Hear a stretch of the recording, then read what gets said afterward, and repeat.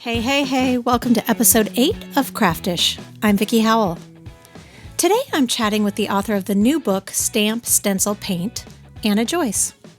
Anna is a Portland-based textile artist whose work has this really cool aesthetic of a mix of neutral graphics and pops of vibrant colors.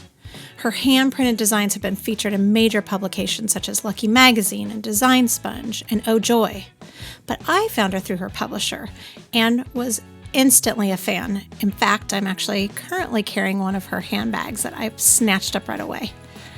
She's cool and she's open to conversation about growing up as the daughter of artists, how she teaches her own girls to live creatively, and what it's like running a creative business. So let's meet her. All right, Anna Joyce, it's so nice to have you here on Craftish. I have to say that I just find it delightful that I came across you through your publisher. I was not familiar before, and I'm so excited for your book, Stamp, Stencil, Paint. Your style is totally my vibe. And so I'm really excited for you and for the book. So welcome, and thank you for being here. Thank you so much for having me, Vickie. I'm really excited to be on. As I said, looked through your book today, and I noticed that you dedicated it to your parents. So let's start there. Yeah. You grew up with artist parents. Yes. So from inception, your life was creative. Yes, absolutely. Yeah, both of my parents are artists. My father passed away in 2003, but he was a photographer, sculptor, teacher, and my mother is a printmaker and painter. So I grew up going to the studio with them. So my mom used to take me to the studio in a backpack, and she would run prints on her press with me in a backpack or in the playpen nearby. And then when I got older, I used to go to my dad's photography and sculpture studio with him and help him in the darkroom, or kind of, I'd play, and he'd have a chalkboard for me to draw on while I was hanging out with him. And I was always surrounded by my parents in the studio, and I'm an only child, so I didn't have babysitters very often, so they kind of ferried me around from studio to studio when I was growing up, and it seemed completely normal when I was a kid, and then kind of only now as I am older and have my own family do I realize kind of what an extraordinary way to grow up that was. It seems like a gift. I have to admit, while I was reading your introduction, I was just thinking, what an idyllic way to grow into your artist life. It sounds like. So one of the reasons that I wanted to do this particular podcast, or the overall theme, is because I truly believe that all sort of the creative ethos has sort of one common nugget. And I'm not sure what it is, but it doesn't matter if you express yourself through using yarn or paint or a camera or pen. There's something that sort of unites us all. And it sounds like your parents sort of embodied that in a way. Your dad was a photographer. Your mom worked with paint and ink and printmaking. Mm-hmm. It also seems like your father had a love for music. Yes. So you sort of had this energy sort of vibrating around you.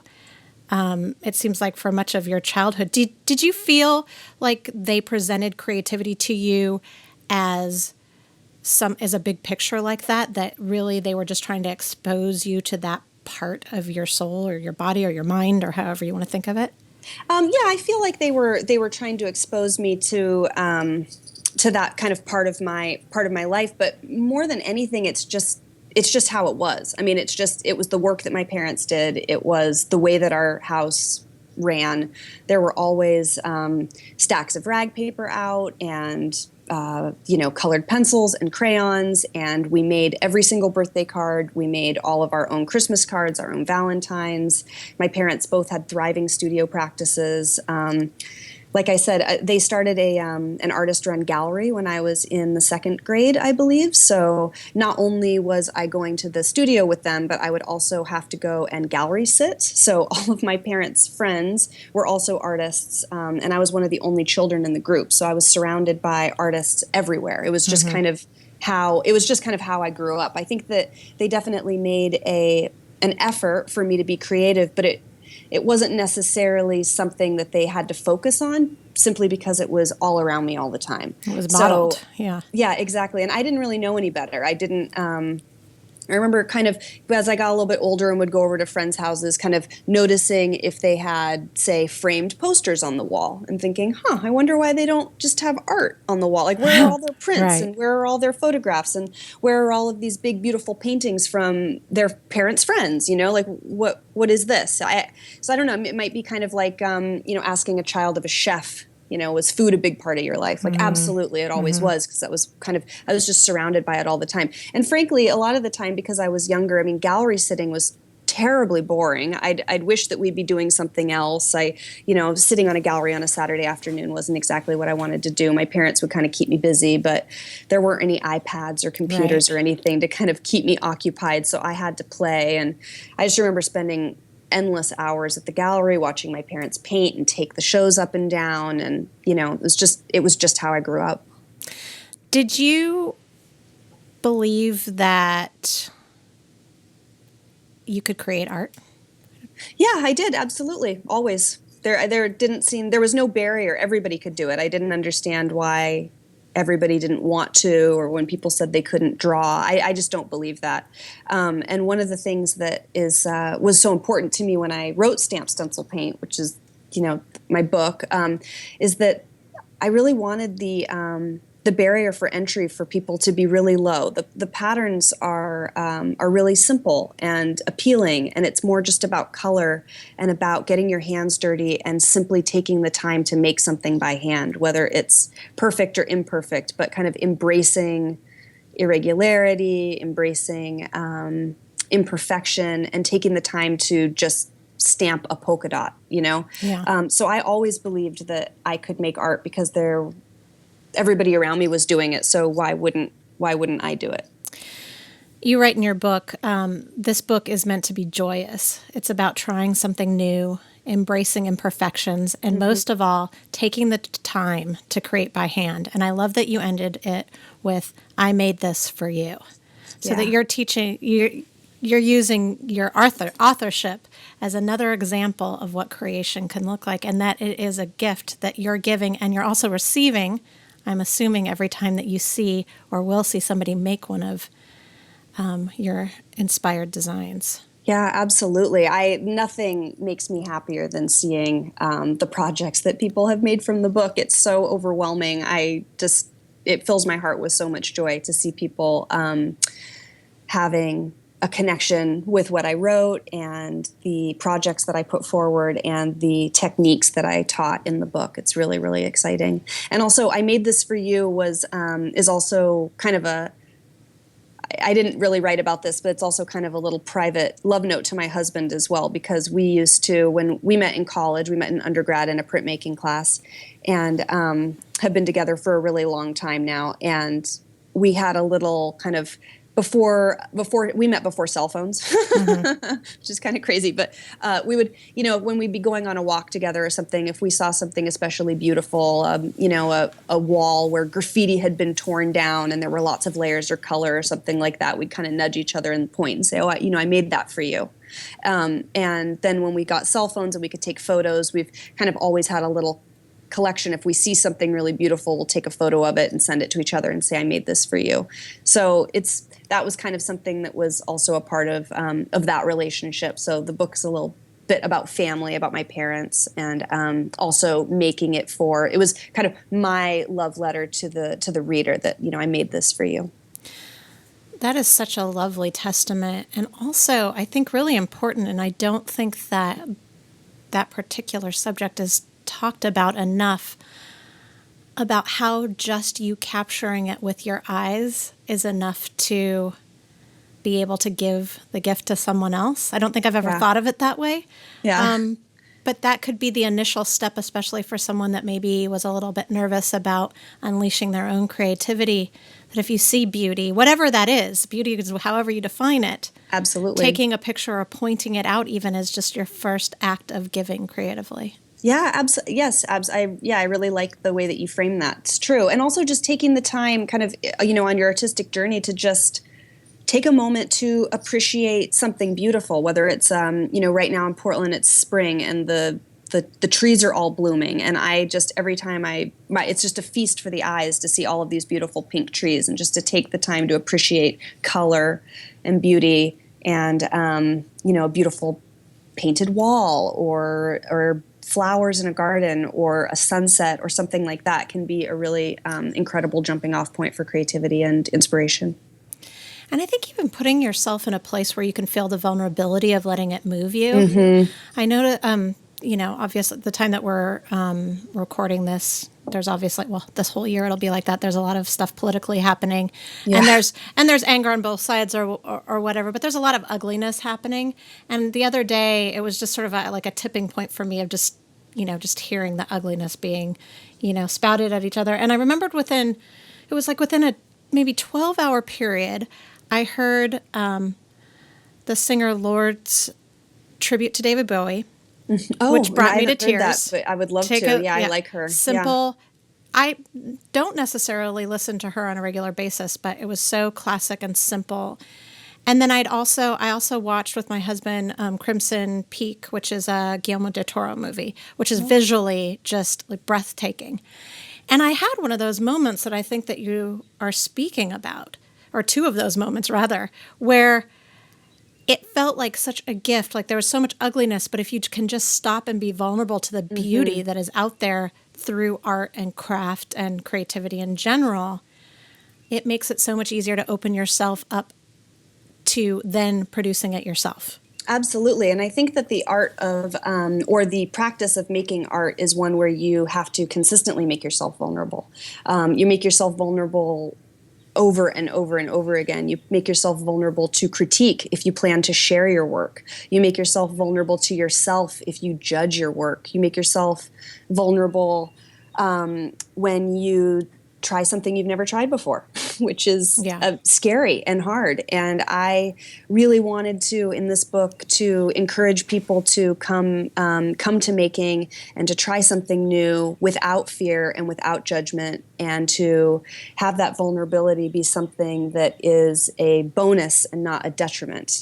People that have never carved a stamp before have a very different way of approaching it than someone who has been trained in 4 years of printmaking. I'm teaching a class right now, and I did block printing this past Tuesday night, and there were some people in there that had never used the carving tools for doing a stamp, and I'm watching them, and they're touching the materials in a way that would have never occurred to me, and making patterns that wouldn't occur to me, and I find it so inspiring. And it's about that, having that vulnerability be something that you can recognize and say, yes, okay, and then also pushing past it and making the work anyway and finding something beautiful there. So I agree. I think that that's being vulnerable and allowing beauty into your life is a first step. Is that the main thing that you hope that your students will take away from your classes, or what? How does that look to you? I would say that I think that the main thing that I hope that my students take away from classes and also from the book is just that taking the time to make something by hand is valuable. Yeah. That taking the time to experiment, to be free, to try new things, to work without judgment, work without fear, that all of that has value.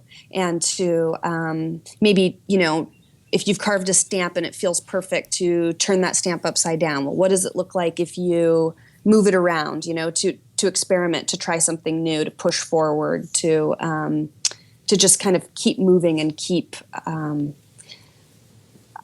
guess for lack of a better word, just experimenting and trial and error, and to come from a place where you're open and you're free, and then you let those experiments and that exploration be inspiring and be a jumping off point for another design. How do your students generally respond to that request? I would say that generally they really like it. They find a lot of freedom in it. I had a student the other night that was having a little bit of a hard time with it, and I could tell right away that her designs maybe wanted to be a little bit tighter and a little bit more focused and a little bit more representational, and that she was resisting the idea of maybe being a little bit more loose and having a little bit more freedom. So I kind of let her do what she wanted to do, and then print that stamp and see how that felt. And then I asked her to try it my way. And she looked at me and said, all right, I'll play your game. And I said, okay, let's do this, And at the end of the class, I said, well, how did it feel to play the game? And she said, I liked it. It felt really good. It was really fun. I thought, all right, well, that's cool, And if it's not for people, then that's okay too. It's if people have a different way of working and I can learn from them. Did you give yourself a little inner high five for that? Oh, always. Yeah. I think of that as my middle child, my son Tristan. He's 14. He's super like still waters run deep, and anytime you get like what I call it, like just like a side smirk from him, I'm like, yes, like I know that I'm in. And it sounds like a similar situation with your student. She was willing. She wanted to remain in control, and she let go a little bit, and she gave it to you. And that seems like a big artful win. Yeah, it was. It was great. And then what she made was really great and she really loved it, and it was like, oh, look at this, hey, check this out. And she really enjoyed it. And she was also saying, oh, I'm not good with color. I'm not good with this. And it's just like, well, let's explore that. What's that mean? You don't have to, you can work in black and white. You can do this, you can do that. And then it turned out she made this really beautiful 2-color print that was very simple and very appealing. The colors were really, really nice. And so I don't know. We'll see. I'm excited to watch everybody evolve over the course of the class. Well, what's lovely about it is that 2 colors can be so striking. In your work in particular, you utilize a lot of sort of like citrus colors, but with with like a bold neutral, like a navy or a black or whatever. And for me, that's kind of I love the opposition of that. It gives it a little funkiness. It's not fussy, but it's artful. And I think that people think that you're welcome. I think that it can be really intimidating. I know from a personal standpoint, I work with yarn mostly, but working with paint is terrifying if you start layering and thinking about blending and but if you can really just start with a great black and a citrus, and a chartreuse, it can be pretty satisfying. Oh yeah, absolutely. And that was another thing about the book is I wanted to give people exact directions on how to mix the colors that I put forward. I mean, every project either has the color that I use straight out of the jar or the exact proportions to mix the palette that I have. And, the kind of the formulations and the brand names and everything. Because I find it frustrating when I look at a craft book and they'll have something really beautiful and it's like, well, but how did you get there? How did you mix that gorgeous purple? Or where did you get that incredible silk dress that you printed on or something? I can't find one of those. I don't know where it was. It was very important to me that this book be accessible, that you could find these items almost anywhere, and that if I couldn't tell you exactly where they were found, I could give you suggestions on where you might find something. And then not only would, I do work a lot with citrus colors and the neutrals, and one of the things that I talk about for color is just charcoal gray and then add something with it. You almost can't go wrong. Oh my God. That's that's a good rule in life. Yeah, wardrobe, exactly. Interior design. I know for sure.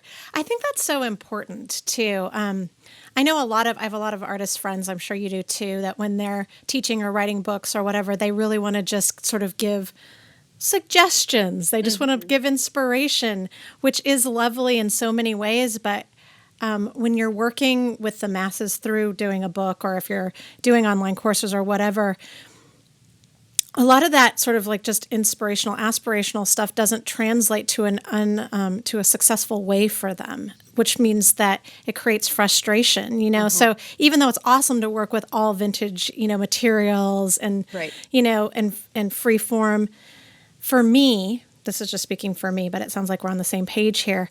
I really want the people that learn from me to feel an element of success, whatever that means to them. Absolutely. And then go from there. More. Yeah, exactly. That's exactly what it was for me as well. And I worked on a lot of projects that I really, really loved and were really great projects, but there was no way for me to tell someone else how to do this. There was too much of my own hand and my own training and my own kind of, line quality in it for me to ever translate it into a project that someone else could hope to have the results that they saw in the book. And so it was really important for me that every project was something that I knew that people could execute almost exactly the way that they saw it reproduced in the book. And if it wasn't going to be exact, and then also to give them the freedom to say, or do it differently. That's okay too. Choose your Right. own colors, choose your own substrate, choose your own surface, have fun and play. And I love that. Well, and you talk a little bit about color stories, and I think that if you don't have an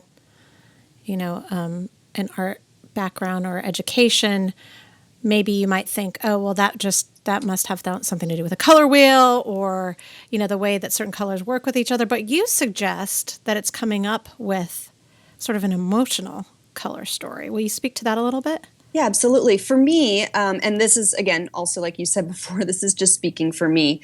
Colors are very emotional. I have an emotional, visceral response to certain colors. And when I'm coming up with color stories, I often will think like, gosh, I've been, this is actually interesting that you brought this up, because I recently have been thinking, I'm obsessed with purple right now. Why am I obsessed with purple? I haven't liked or thought about purple since like the 7th grade. I mean, I don't really know what's going on with this. And then I was looking back through a bunch of photographs that I've taken. I take photographs all the time, every day, kind of everywhere. Anytime I'm inspired and I have a kind of a visceral response, I'll take a photo just on my phone. And I was going back and scrolling through all my photos and realized that all the pictures that I've been taking are of the flowers that are blooming in Portland right now. And they're these incredible tulip magnolia trees. And the exact color purple that I have been using in my work is the exact purple that's in these magnolia trees. And it's like, oh, of course, that's what it is. It's from my surrounding. It's the emotional response to spring coming, and that's the response to it. So for my color stories, I'll think about a mood that I want to convey. So if I'm wanting to convey, a happy mood or a bright, energetic mood, I might use hot pinks or bright greens or oranges or things like that. If I'm wanting a little bit more of a subdued, classic mood, if I want people to feel calm and kind of at home, I might go to a dusty navy and a pale cream, or a charcoal gray and a light yellow, things that are just a little bit more subdued and a little bit more subtle than something really bright and energetic. Right.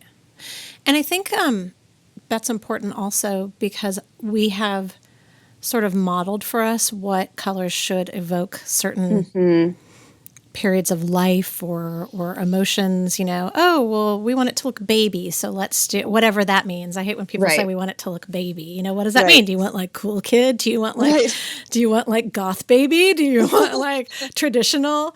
And so I think it's also the freedom to interpret whatever feel or look the way that you want to. Absolutely. Absolutely. You mentioned earlier that there's a certain vulnerability once you start to present artwork for critics, like to be critiqued. Yes. So I was wondering, since you were basically, you had sort of like this foundation, you were like foundation of support for being creative in a way that I imagine that a lot of children who have parents with more traditional jobs don't have. Right. I'm wondering what it was like the first time that you were given a critique from an outside source versus not having a parent that's like, oh, that's terrible, or you're never going to be an artist. I hear this so often from people that they were, kind of shut down from the beginning from a parent or a teacher or whatever. And since it seems like you had sort of the reverse experience, I'm wondering once it became a reality. Well, it's that interesting. Like. What's funny is that I really like critique. I think that one of the reasons that I've been able to be successful in certain areas, especially with writing the book, is I take critique well. I've been told I take critique well. I enjoy it. You should take a class on that. Yeah, I like hearing people's feedback. It's very valuable. But what's funny is that my harshest critique was always my mother, and it was sometimes difficult to hear. And I vowed to myself that I would never say the things that she said to me because they always bothered me. Okay. And of course, now I say them all the time, and I understand what they are. But my art teachers, because I grew up in an artistic family, because I wasn't afraid to use real artist supplies. You know, I mean, we had, instead of drawing on computer paper, I had rag paper to draw on. It was my mom's belief, and also my belief, that you should always draw on good paper, so that first, when you actually go to make a piece of art, you're not scared of your materials. It can be intimidating to draw on a $5 piece of paper. You know, you don't want to make a bad line or whatever. And also her belief that if you made a masterpiece, you had something that you could save, you know?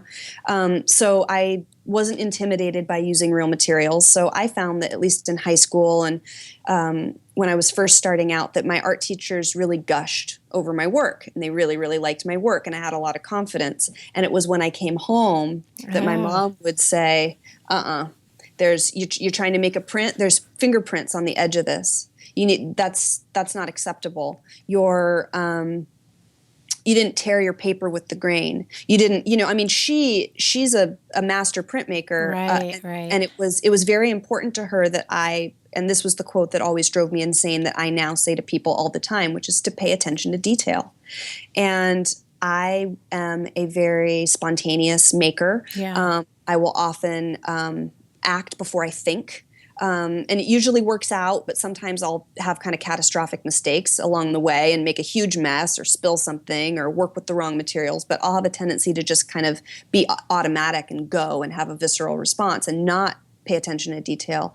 And when I was applying for college, my mom and I remember butting heads with her a lot, because she was like, no, Anna, your portfolio, it needs to be this size. These paper, you know, all of your prints should be cut down to the exact same size. If you're going to have your drawings, they need to be, everything should be 24 by 24, and then everything should be 36 by this, and everything, you know, it's like it all had to be right. We needed to have the archival interleaving between each page. And when I went to the pre-college interview with my portfolio in hand, with my initials embossed in gold on my portfolio that I'd been given for graduation, you know, I showed up with 36 prints in a collection on Reeves BFK printmaking paper, and I was next to kids that had, you know, pencil drawings on lined notebook paper. And it was like my mom had prepped me for going in to have a professional presentation. So I think that, you know, I never really got as harsh of a critique at school than I did at home. Yeah, I made an assumption. Yeah, for sure. Yeah, and I do appreciate for her for that. It's funny. It sounds a little bit like a battle between artisanship and artistry that you're dealing with, because there's a mix. Because you think of artisans as really paying close attention to detail and everything just being pristine, but artists a certain sense of abandon to let sort of whatever flow out of their fingers, and that seems like it would really sort of like, viewers can't see my hands right now, but like clash against each other. That seems conflicting. I think that there is conflicting. You know, it can be conflicting, but if you don't pay attention to detail and you don't have that artistry, then I, at least personally, as someone who's a viewer of art and of craft, I have a hard time being let into people's work if it's messy. No matter how good your ideas are, I very much have the soul of my mother. I can't look at prints for what they are if the edges are torn incorrectly and there are fingerprints all over the page. I mean, it takes me out of the work. It's like a pride of work thing. Yeah, exactly. Yeah. I think that there's a certain pride of presentation, and when the two come together and there is craft and attention and also spontaneity, that to me seems to be like the kind of the perfect place for reaching the widest audience. You've got technique, emotion, vulnerability, and also just presentation and just people being kind of masters of their craft, and all of that coming together. And and it's also very much like, you know, I think a lot about the kind of the 10,000 hours, like Malcolm Gladwell's, you need to be, you know, practice for 10,000 hours to become an expert. And there's a certain when you're just getting started, or or say, learning to play the scales before you can play the piano, before you can do jazz. It's like taking that time to learn your craft makes it so that you can be spontaneous, while still maintaining that level of detail and that level of artistry. You're not thinking about it. I noticed a small pair of, well, I noticed a lot of clogs in your book. I like the shoes in the book, but I noticed a small pair. Are you a mom now? I am. Yes, I have 2 daughters, ages 7 and 10. I feel like the way that your mom parented you was very, like taking aside that she was an artist, was very much of that time from when we were kids. The way that she spoke to you, the way that she held you up to standards, the way, Yes. and that we're in a very different time of parenting Yes. now. Yes. We're very, and I still will find out if when our kids do or do not live in our basements. I live in Texas. We don't have basements. So, but I don't know. I don't know if the kind of nurturing we do now is going to create these wonderful, empowered human beings, or if we're doing them an extraordinary disservice. I don't know. But do you feel, well, first of all, as a mother, do you struggle with that at all? Or Of do course. you parent the way that your mom parents? Do you critique your daughters the way that you were critiqued? I do, not to the extent that that I think that I was critiqued, but also when I was getting that critique, I was 17 years old, and I was applying to college. Okay. I was going to present my work to the Rhode Island School So of this isn't Design. when you're 7 No. and playing with, okay. No.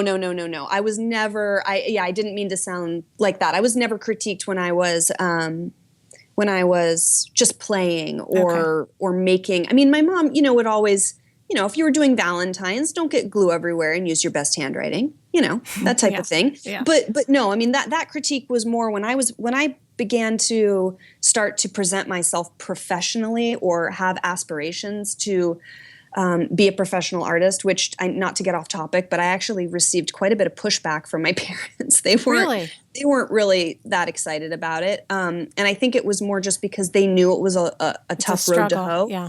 And I think that they would have been excited for me to have maybe gone into a career where, there's steady paychecks and health benefits and, all of those things. They knew what I was getting into.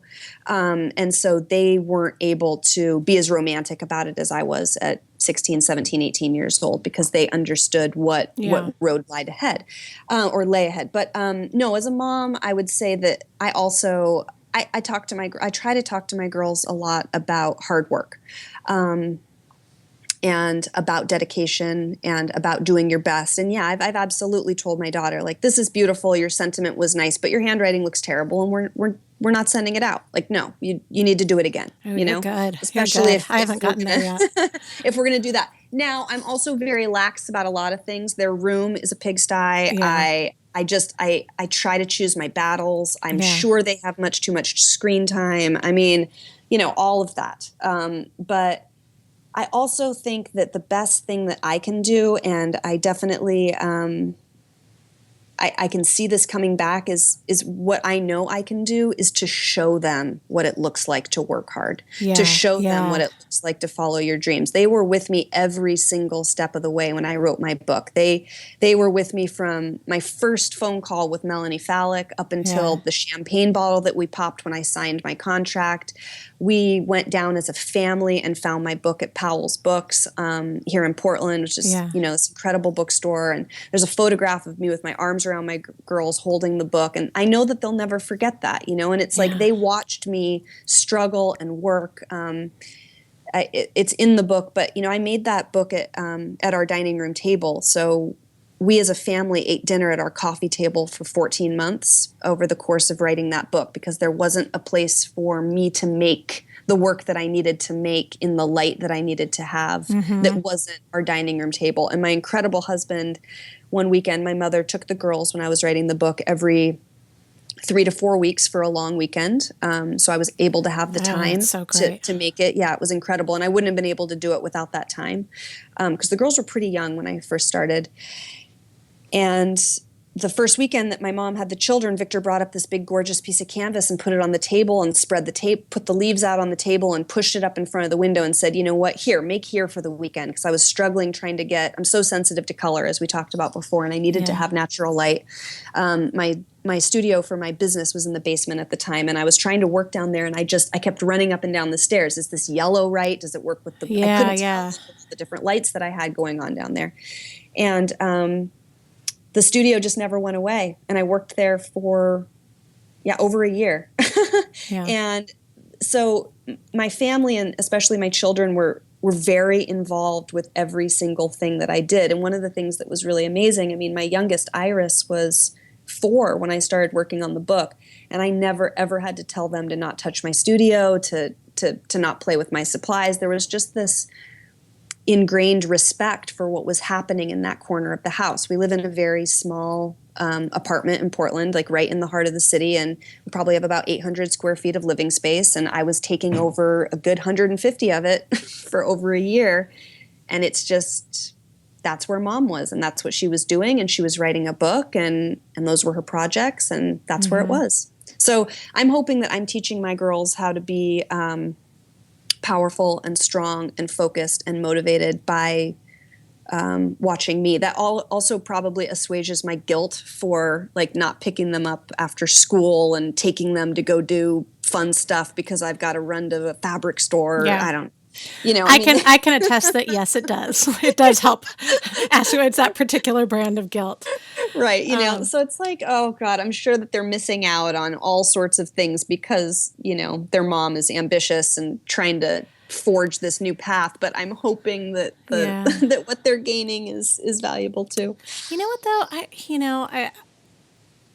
I have to believe that just us all sort of being in the same place is a different kind of gift. And they're seeing, because I write my books at home too. Yeah.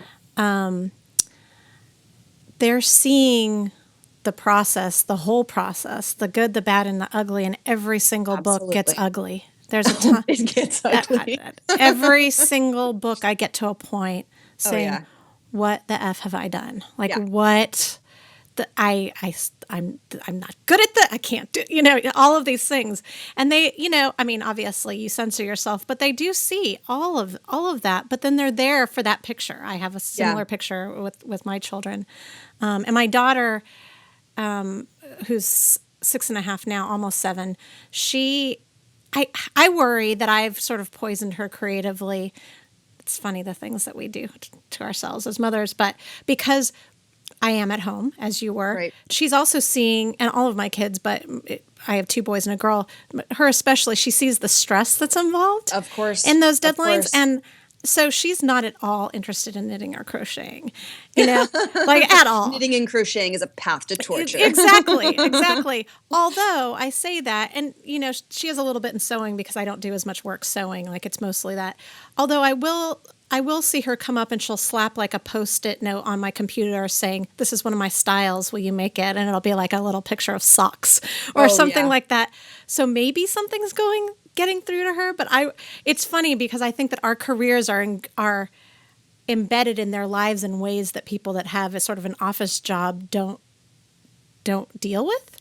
Yeah, I would say so. And also because it's so personal. I mean, when you're an artist, your work comes from inside. I mean, it's not, I mean, if you have a bad day at the office, not to diminish anybody else's work. I don't mean to do that. It's just, I mean, if somebody, it's a different experience. It's just a different experience. If somebody really doesn't like my work, it really feels like they don't like me. It's not because I get that. There's no, who I am and what I make have no boundaries. For me, I mean, it is a part of me. It's my emotions. It's what I'm feeling. It's what I'm seeing.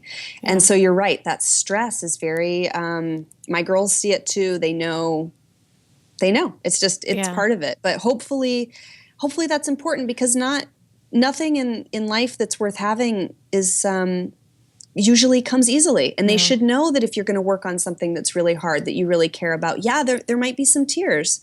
There might be some stress. There's going to be some takeout. There's going to be, I mean, it's just, mommy might make roasted broccoli and fried eggs for dinner for 8 months. Like, we just don't know what's going to happen. It's like, it's just, it's an interesting experience. And I think that and also they don't know any better. They don't have different parents. They'll only know what kind of upbringing they had and how it was either ordinary or extraordinary as they begin to forge their own path and their own future, So I try to just really embrace my children's interests. Like, my eldest is really interested in comic books and writing comic books and drawing comics and fan fiction and all of these things that I had no interest in when I was 10 years old. And I'm just trying to embrace it and learn from her and be with her. And, my 7-year-old wants to run and jump, and she's very physical. I was just kind of a bookworm that wanted to sit at home. So I learned from them, You'll have to send some of that fan fiction over. My daughter would love to. We're a big fan family. She's writing Harry Potter fan fiction. Ooh, I love it. I love it. Mm-hmm. Well, no matter what they see at the end of the day, I guess that they will see from you and hopefully from all of us that are out there working with our craft, that at the end they can say, I made this for you. Yeah, I made this for you. Exactly. And it's beautiful. It's beautiful to have and my children are growing up in the same way that I grew up. I never thought that was going to happen. But my husband's a painter and a sculptor, and he teaches art just like my father taught college. And my husband teaches at the Pacific Northwest College of Art and has shows every 18 months. And so they're growing up in it as well. So it's an interesting, very cyclical. It's very interesting to see it. Yeah. Yeah. Thank you so much. It's been an absolute delight chatting with you. Thank you so much. Take care. If you're ever in Austin, please look me up. Oh, I can't. I'm dying to go to Austin. I would love to, and I would love to look you up. Thank you so much for having me. I really appreciate it. Absolutely. Take care. Anna Joyce's book, Stamp, Stencil, Paint, is available online and in stores now. Her hand-printed textiles, bags, and clothing can be found on her website. For more information on all of this, you can check out the show notes page at vickiehowell.com/craftdish. Craftdish is produced in Austin, Texas by me and mixed and edited by Dave Campbell. If you like this episode, then you might also like some of the past episodes. Check out shows 1 through 7 on SoundCloud or iTunes. And speaking of iTunes, while you're there, don't forget to leave a rating or review. It helps with visibility and, frankly, my self-esteem. Kidding, not kidding. You can keep up with my projects by following @Vickie Howell on social media. If you're looking for a way to bring a little creativity into a very busy schedule, consider checking out my lunch hour knit kits through Kitterly. Each accessory is designed to be made in just a handful of work breaks. Maybe you don't know how to knit or crochet, but you want to, or you might not be interested at all, but you are interested in monetizing your craft. Well then, my friends, maybe give my online courses on Creative Live a try. My approach is accessible and attainable, and I try to make it so it feels like you're learning something, but we're just hanging out together. You can find those at creativelive.com. Tune into the next episode of Craftdish with my guest, crochet curator Tamara Kelly of Moogly. That'll go live on Tuesday. Until next time, take time to revel in your craft, whatever it may be. Breathe in, craft out.